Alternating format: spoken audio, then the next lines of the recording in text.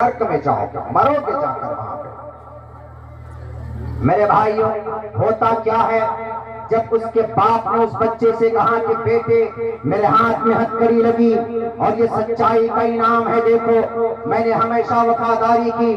حیدر علی نام ان کے ابا کا، کچھ نام آیا ہوگا ذہنوں میں، حیدر علی نام ان کے ابا کا۔ انہوں نے کہا کہ بیٹے میں تمہیں ایک نصیحت کر کے جا رہا ہوں، تم کو کسی مدرسے میں تو نہیں پڑھایا لیکن میں تمہیں تمہارا عقیدہ میں نے سمجھایا ہے، اور آج 5 منٹ کی اس ملاقات میں، 5 منٹ کی اس تقریر میں تمہاری آنے والی زندگی کی دشا کو طے کرے گا۔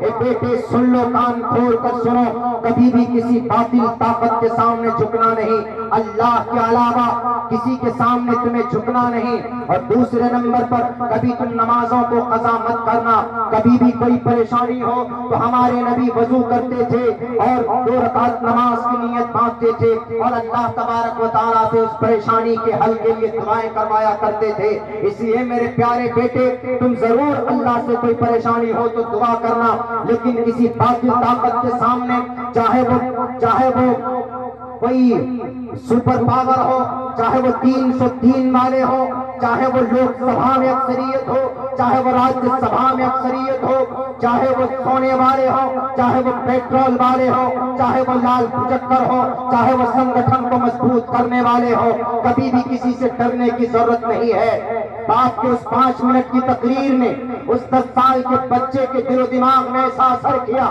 کہ خون کے ساتھ وہ تقریر رچ اور بس گیا تھا۔ جب وہ بچہ، اس کی عمر ہوتی ہے، جوانی کی دہلیز پر پہنچتا ہے، اس کے ابا کا انتقال 1780 کے اندر ہوتا۔ 15 سال کی عمر میں اپنے ابا کے ساتھ شریک ہو کر انہوں نے جنگ بھی کیا تھا۔ جب موقع ملا کسی جگہ پہ تو انہوں نے اپنے ابا کے ساتھ کسی جنگ میں شرکت کی تھی، اس میدان کو جیت کر کے لائے۔ 1780 کے اندر شری رنگا پٹنم، میسور کرناٹکا کی دھرتی پر اس نے 15 سال کی عمر میں ایک پہلی جنگ جیت کر اپنے ابا کے ساتھ اسلام کے اور اس دیش کے پرچم کو بلند کیا تھا۔ شری رنگا پٹنم میسور کے اندر 1799 6 مئی کی تاریخ ہے، جب چاروں طرف سے اس کا نام شیر ہندوستان، اتنا بڑا بہادر تھا وہ، اس کے باپ کی 5 منٹ کی تربیت نے اس کو اتنا بڑا مجاہد بنایا، اتنا بڑا دیش بھکت بنایا کہ ایک وقت میں دونوں ہاتھوں سے تلوار چلانے والا کوئی مائے کا لال مجاہد پیدا ہوا، کوئی یودھا پیدا ہوا تو وہ کسی کا نام نہیں، وہ ٹیپو سلطان کا نام ہے، وہ فتح علی خان ٹیپو سلطان کا نام۔ ایک وقت میں دونوں ہاتھوں سے تلوار اٹھاؤ، ہسٹری کے اندر ہمارے اس دیش کا سب سے بڑا سپوت اور مجاہد وہ ٹیپو سلطان تھے، جنہوں نے انگریز کے دانت کھٹے کیے، غداری کی اپنوں نے، ادھر دکن کے اندر نظام، ادھر ان کے بائیں سائڈ میں نواب محمد علی، اور ادھر سامنے میں مراٹھا سینا، ادھر اور سامنے میں انگریز برٹش گورنمنٹ کے وہ لوٹیرے، وہ جنرل ہارس اپنی پوری فوجوں کے ساتھ کھڑا ہو کر سودا کیا کہ ٹیپو سلطان تم ہمیں یہ اپنے میرے سے الائنس کر لو، تم ہمیں جزیہ دو، ہم تمہارے ساتھ لڑائی نہیں کریں گے، ہم تم سے مقابلہ نہیں کریں گے، تم ہمارے ساتھ دو۔ ٹیپو سلطان نے کہا کہ تم ہمارے دیش کو لوٹنا چاہتے۔ ٹیپو سلطان جس علاقے میں تھے اس وقت کا سپر پاور وہ سری رنگا پٹنم میسور مانا جاتا تھا۔ کیونکہ وہاں پر کالی مرچ، وہاں پر گرم مسالے اور مرچ کی کھیتی ہوتی تھی، اور انہی چیزوں کو لوٹنے کے لیے انگریز آئے تھے۔ لیکن جب تک ٹیپو سلطان زندہ رہا، اس کی باپ کی تقریر کا اثر تھا کہ وہ بہت بڑا تہجد گزار بھی تھا، وہ بہت بڑا تلوار باز بھی تھا، وہ بہت بڑا اللہ کا ولی بھی تھا، وہ بہت بڑا ایک دیش کا ایک سپاہی، ایک دیش بھکت بھی تھا۔ جو لوگ آج ان کی ہسٹری کے اوپر انگلی اٹھاتے ہیں، اٹھاؤ انسائکلوپیڈیا بھارت کی تاریخ میں چیپٹر میسور کو اٹھا کر دیکھو، یہ وہ ٹیپو سلطان انگریز چیلنج کرتا ہے۔ انہوں نے کہا کہ میں تمہارے گیدڑ بھپکی سے ڈرنے والا نہیں ہوں، انگریز جنرل ہار لے آؤ پورے برطانیہ کو اٹھا کر، میں سچا دیش کا ایک دیش بھکت ہوں، تمہاری طاقت، تمہاری تلوار میرا کچھ نہیں بگاڑ سکتی، بھیجو جتنوں کو بھیجنا۔ جنرل ہار نے اس للکار کو سنا تو اس کے پسینے چھوٹ گئے، اس نے ارادہ ملتوی کیا، اس نے سوچا کہ یہ ٹیپو سلطان نہیں مانے گا، یہ اللہ سے ڈرنے والا ہے، کسی ایرے گیرو سے، کسی لال بچکر سے ڈرنے والا نہیں ہے یہ۔ تو انہوں نے اپنے ارادے کو ملتوی کیا، انہوں نے خریدا نظام تمکین کو، اور جنرل ہارس نے خریدا نواب محمد کو، اور پھر مراٹھا سینا کو خرید کر ان تمام لوگوں کو اپنے قبضے میں کیا اور کہا کہ میں حملہ کروں گا ٹیپو سلطان کی حویلی پر، آپ لوگوں کو آنا نہیں۔ جب ٹیپو سلطان پر حملے ہوئے، ان کے ساتھ ان کے غداروں نے، ان کے لوٹیروں نے ہاتھ ملایا انگریزوں سے، ان سے ہاتھ ملایا، ان سے وفاداری کی بات کی کہ ہم آپ کے وفادار ہیں، ہم آپ کے ساتھ رہیں گے، ہم نہیں رہیں گے ٹیپو سلطان صاحب کے ساتھ۔ تو ٹیپو سلطان نے اعتماد کیا تھا اپنے لوگوں کو، اپنے سپہ سالاروں کو، لیکن انہوں نے غداری کی ہاتھ بڑھائی، دھوکہ دیا، اور وہ منافقت کے چال چلتے ہوئے ٹیپو سلطان کے جتنے بھی توپ تھے، بتاؤ سب سے پہلا میزائل بنا کر انگریزوں کے خلاف استعمال کس نے کیا؟ ٹیپو سلطان نے کیا ہے۔ ڈاکٹر اے پی جے عبد الکلام دوسرے نمبر پر ہے، ٹیپو سلطان پہلے نمبر پر ہے، جس نے میزائل کا اور بارود کا استعمال کیا، بارود کی جگہ پر مٹی ڈال کر انگریز سے لڑنے کے لیے ان کے اپنوں نے غداری کی۔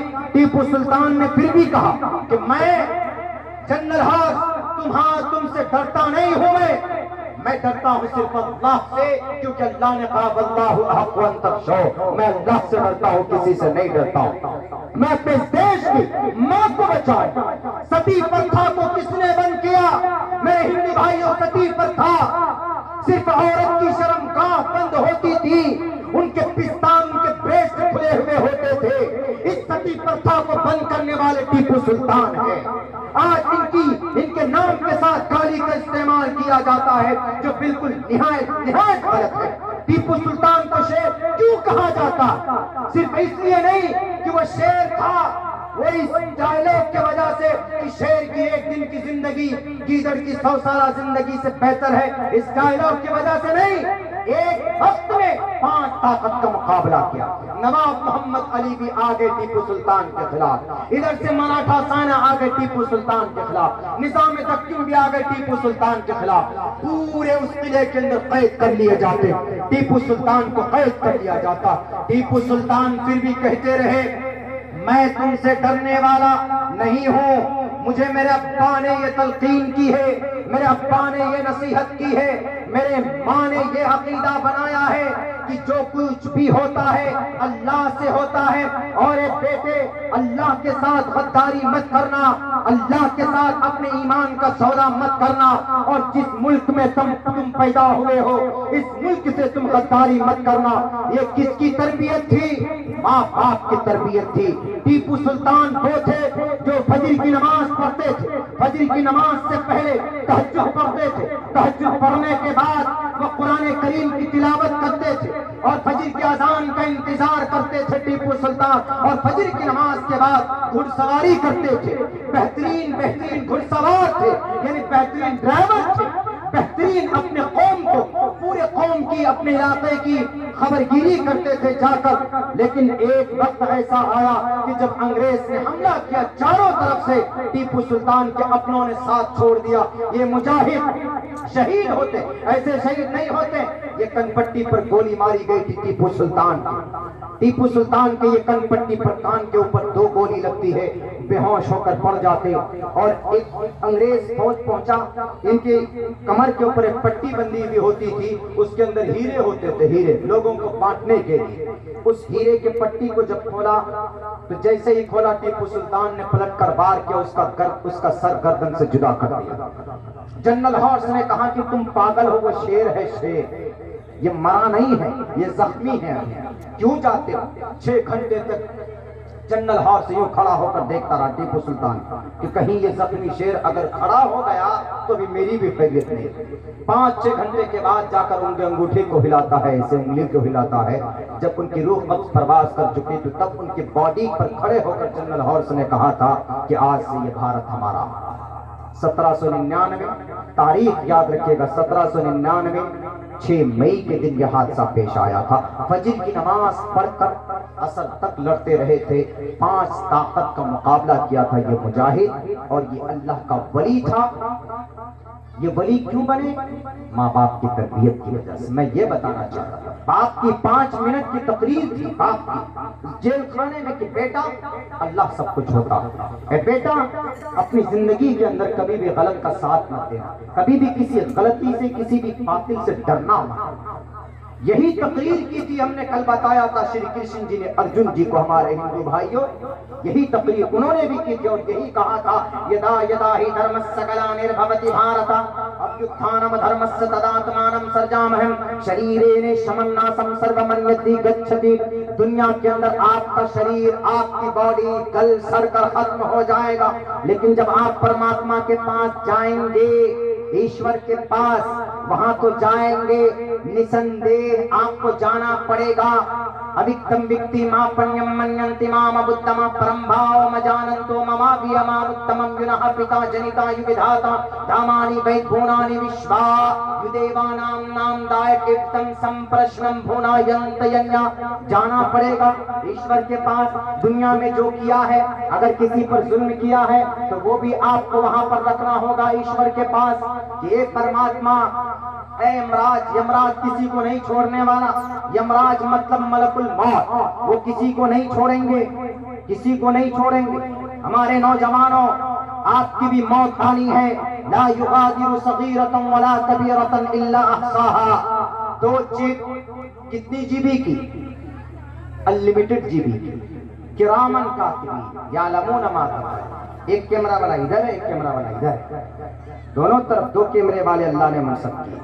جیسے کیمرہ والے میرے تقریر نوٹ کر رہے ہیں، ایسے ہی یہ پوری آپ کی زندگی کی فلم بن رہی ہے. اس کا پروڈیوسر اور ڈائریکٹر کون ہے؟ اللہ. پروڈیوسر بھی وہی ہے، ڈائریکٹر بھی اللہ ہی. جیسے ہمارے نوجوانوں کو ہوتا ہے کہ بھیا مارول سے اسٹوڈیو کے فلم کب ریلیز ہوگی، وہ Spider Man back to home ایسے کر کے کچھ نہ، وہ تھور کب آ رہا ہے، وہ ایونجرز کب آ رہے ہیں. ملین آپ کے پیسے آپ کے خلاف استعمال ہوتے. ہم نے کئی مرتبہ کہا ہے کہ فلم جمعہ کو کیوں ریلیز کرتا ہے؟ چاہتا کہ آپ مسجد میں جمعہ کی نماز پڑھنے مت جاؤ اور کود کود کر جوان جاتے.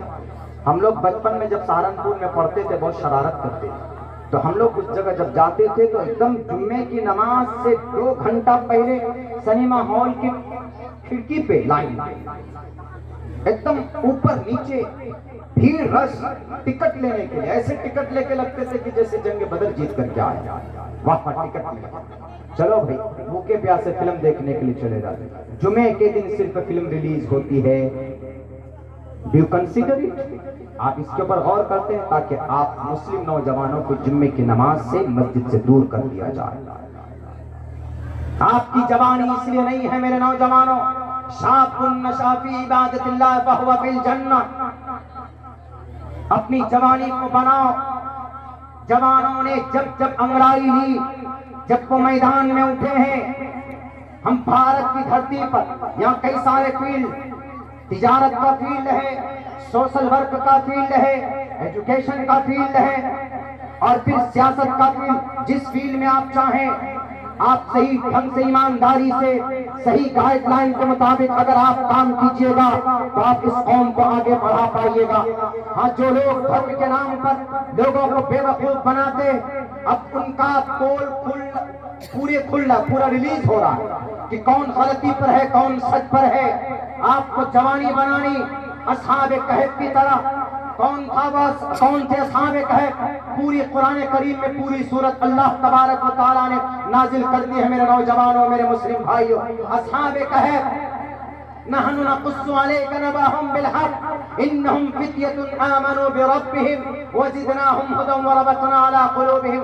حضرت عیسیٰ علیہ السلام کے 300 سال کے بعد ایک دقیانوسی نام کا ایک بادشاہ تھا. دقیانوس نام تھا. اس بادشاہ نے اپنے گاؤں سے باہر مشاعرہ نہیں بلکہ چریٹی شو کروایا. لڑکیوں کو ڈانس کرواتا تھا اور بتوں کے سامنے میں مورتی پوجا کرواتا تھا. پتھروں کو اپنا پرماتما منواتا تھا.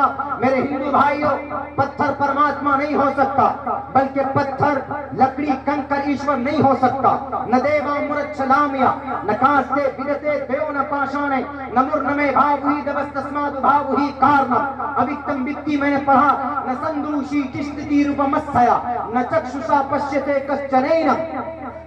اشتلا یس پرواہی جو ودو منتو دبیر دشور سمہارا دست دیوی جھیڑتی دیوی اشمانا اکس پروش. وہ پرماتما آپ کے اندر بھی میرے اندر بھی وہ پرماتما ہر جگہ پر ہے. تو وہ بادشاہ پتھر کو سامنے رکھ کر سارے گاؤں کے لوگوں کو بلاتا تھا, پہلے پوجا کرواتا تھا, اس کے بعد کہتا تھا کہ مجھے خدا مانو وہ دقیانوس. لیکن کچھ جوان اٹھے, انہوں نے کہا کہ میں نہیں مانوں گا تمہیں خدا دقیانوس. ایک ایک کر کے گاؤں سے باہر نکل گئے. کہاں ایک چبوترے پہ باہر جا کر بیٹھ جاتے, 7 نوجوان جا کر بیٹھے, ایک دوسرے سے الگ الگ ہو کر بیٹھے, اپنی اچھا کو چھپا رہے. لیکن ایک تو بول پڑا کہ ہم آئے ہیں اس لیے اس ظالم بادشاہ اس لال مظفر کو ہم ایکسپٹ کرنے والے نہیں, اس ظالم کو ہم ایکسپٹ کرنے والے نہیں, کیونکہ یہ دھرم کے نام پر لڑاتا, یہ ہندو مسلمانوں کا دشمن ہے, یہ قرآن کو گیتا کے خلاف, گیتا کو قرآن کے خلاف لڑواتا. حالانکہ ڈھنگ سے اگر پڑھا جائے میرے ہندو بھائیوں, جو قرآن کریم جو مصدق کلام ہے, قرآن کریم کا جو آرڈر ہے, ان میں سے بعض ایسے الفاظ, بعض ایسے شلوک ہیں جو آپ کی گیتا کے اندر پائے جاتے, قرآن کریم کے اندر پایا جاتا کہ بھئی اپنے قرآن کو پڑھو, غور کرو, وذکر اور افلا یتدبرون, اس طرح کے الفاظ استعمال کیے گئے. گیتا میں بھی یہ بات کہی گئی ہے, تسمات شاسترم پرمانم تکاریا اکاریا ویوستھتو گناتوا شاستر ودھانوکتم کرم کرتم ہرہسی. یہ شاستر ودھی متسرج ورتتے کام کارتا نہ سسدھیم واپنتی نہ سکھم نہ پرامگتیم. اور کہا گیا ادلبوک میککم اللبوک نکھادکم. آخری نبی, آخری پیغمبر, ہمارے نبی کا تذکرہ آپ کی گرنتھ میں ہے. اور یہاں کیا کہا گیا, یکن ہتوا سوریہ سرو نکشترا, یعنی آخری پیغام کو لوگوں کے بیچ میں رکھیں گے اور سورج اور چاند کی روشنی کی طرح ان کے پیغام سے روشنی نکلے گی. سوریہ سرو چندرما نکشترا اگن ہیتو ہتوا اللبوک میککم ادلبوک نکھادکم. اسم اللام اللے مترا ورونا دیویانی بھتا اللے ورونو متر سیدستامیا ہوتار بھندرو مہا سرندرو اللو جیسٹے شرشتم پرنم برہمانم اللو رسول محمد رکابرس. اللہ محمد اللہ کے مقرب رسول ہے, وہ لوگوں کے بیچ میں آخری سندیش کو لے کر آئے. آپ کی کتاب, ہماری کتاب لڑا دیا جاتا, کہا جاتا یہ قرآن ہے, یہ گیتا ہے. گیتا والے قرآن والے کیسے ایک ہو سکتے؟ نہیں ہو سکتے. مسلمان نماز پڑھیں گے, گیتا والے مندر میں جا کر پوجا کریں گے, لیکن انسانیت کے ناطے سے ہم ایک پلیٹ فارم پر تو زندگی گزار سکتے. اگر آپ کا ایشور صحیح ہوگا تو آپ کو جنت ملے گی, اگر ہمارا اللہ صحیح ہوگا تو ہم جنت میں جائیں گے. وہ مرنے کے بعد کی بات ہے, لیکن اگر سمجھنے کی بات ہوگی تو ہم بیٹھ کر سمجھیں گے. ان نیتاؤں کے بہکاوے پہ نہیں کہ دسمبر کا مہینہ آیا جناب تو چلے گئے متھرا کی سرزمین پر, وہاں کے عیدگاہ کے اوپر جا کر کچھ بھی رکھنے کو تیار ہے. عیدگاہ مکہ مسجد متھرا کی 1660 اور 61 کے اندر عبد النبی نے جو گورنر تھا اورنگزیب کو بتائے بغیر انہوں نے ہی واز پرچیزڈ, اس نے خریدی کی فرام دا بچار. کس کو بولتے بچا؟ کچھ قصابوں سے, کچھ پارسین لوگوں سے وہ زمین خرید کر وہاں کے اوپر مسجد بنائی تھی. آج اس مسجد کو آپ توڑنے چلو, ہماری مسجدیں توڑ کر اگر آپ کو سورگ ملتی ہے تو ساری مسجدوں میں ہم بلڈوزر چلوا دیتے ہیں. لیکن اپنے ناپاک, اپنے ان ریپسٹ اور اپنے ان دجال, اپنے ان کرپٹ راکشس نیتاؤں کے کہنے پر اگر آپ کسی مسجد کو یا مندر میں آگ لگاتے ہو, کسی مسجد میں بلڈوزر چلاتے ہو, تو یقیناً آپ کو پرماتما نہیں چھوڑے گا. یقیناً آپ کو آپ کے کیے کا حساب دینا ہوگا. پاپستھاستے پرچھانتی یمروپم بھینکرم. اگر مسلمان اس طرح کا کام کرتا ہے تو اللہ مسلمانوں کو نہیں بخشے گا. اگر ہندو بھائیوں آپ سے ایسا کام کیا جاتا ہے تو ایشور کبھی بھی آپ کو معاف نہیں کرے گا. میرے بھائیوں, جب ان نوجوانوں نے کہا, ان مجرمین کو, اس بادشاہ کو ہم نہیں مانتے, 7 نوجوان کھڑے ہو گئے. انہوں نے اللہ سے دعا کی کہ اللہ ہم اپنے گاؤں کو, سماج کو چھوڑ کر آئے ہیں, یا اللہ آپ ہماری مدد کر دیجئے. تو اللہ تبارک و تعالیٰ نے غار میں ان سب کو سلا دیا. ایک کتا بھی دروازے پر بٹھا دیے کہ جاؤ, سو جاؤ وہاں پر. 309 سال